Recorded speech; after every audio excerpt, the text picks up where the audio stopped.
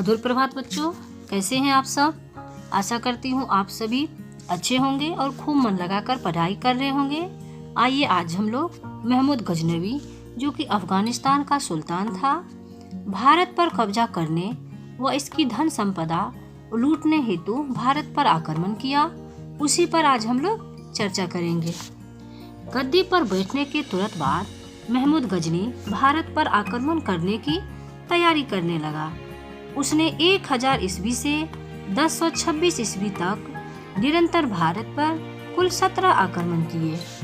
महमूद गजनी का सबसे चर्चित आक्रमण 1025 ईस्वी में सोमनाथ मंदिर पर हुआ, जिसमें सोमनाथ मंदिर को लूटा गया था। सोमनाथ मंदिर की लूट में उसे करीब 20 लाख दिनार की संपत्ति हाथ लगी। महमूद गजनी का अंतिम भारतीय आक्रमण 1027 ईस्वी में जाटों के विरुद्ध था। महमूद गजनवी का भारत पर आक्रमण 300 वर्षों के लंबे समय तक भारत पर कोई आक्रमण न हुआ। 1000 ईस्वी के आसपास अफगानिस्तान के महमूद गजनवी ने भारत पर आक्रमण किया। यह तुर्क जाति का था। मध्य एशिया तक इसकी शक्ति का विस्तार था। इसने निर्ममता से भारत पर कई आक्रमण कर भारतीय धन संपदा को लूटा, हिंदुओं को धूल कणों की भांति बिखेर दिया।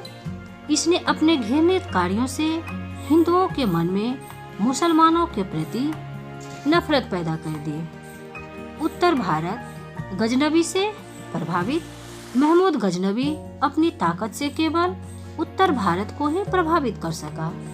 पूरा मध्य पूर्वी और दक्षिण भारत उससे पूरी तरह बच गया। उत्तर भारत के पंजाब और सिंध को उसने अपनी सत्ता में मिलाया।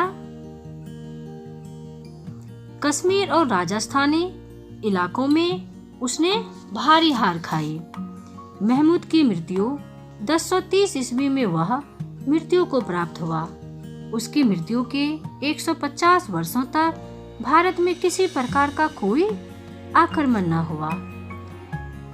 गजनवी के पश्चात शहाबुद्दीन गौरी ने शक्ति बढ़ाई और गजनवी पर हमला कर पूर्णतया ध्वस्त कर दिया। इसके पश्चात उसने लाहौर पर धावा बोला और फिर दिल्ली पर। दिल्ली में पृथ्वीराज चौहान के समय उसने करारी मात खाई, लेकिन 1 वर्ष बाद फिर शक्ति बटोरकर 1192 में आक्रमण कर दिल्ली की शासन सत्ता का मालिक बन बैठा।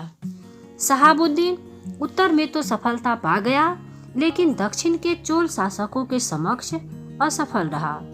अफगानों को दक्षिण पर कब्जा करने में लगभग 150 वर्ष लग गए। दिल्ली का स्थान सदा महत्वपूर्ण ही रहा। 12वीं शताब्दी में अफगानों से भारत के संबंध मजबूत। 12वीं शताब्दी के अंत में जो अफगान भारत आए वे आर्य जाति के थे। उनके भारतीयों के साथ संबंध प्रगाढ़ हुए। ऐसा होने से एक लंबे समय तक अफगानिस्तान भारत का हिस्सा रहा। 14वीं शताब्दी के अंत तक तुर्क मंगोल तैमूर ने उत्तर की ओर से आक्रमण कर दिल्ली को तबाह कर दिया। दिल्ली में इतनी तबाही मची कि यह मुर्दों का शहर बनकर रह गई। अब दिल्ली विशाल साम्राज्य की राजधानी न रही। दिल्ली के कमजोर होने से दक्षिण में दो बड़े राज बहमनी और विजयनगर प्रसिद्धि में आ गए। उत्तर भारत इस समय छोटे छोटे टुकड़ों में विभाजित हो चुका था। दक्षिण भारत सुदृढ़ व उन्नत था। ऐसे में लाचार हिंदुओं को दक्षिण की ओर जाना सही लगा।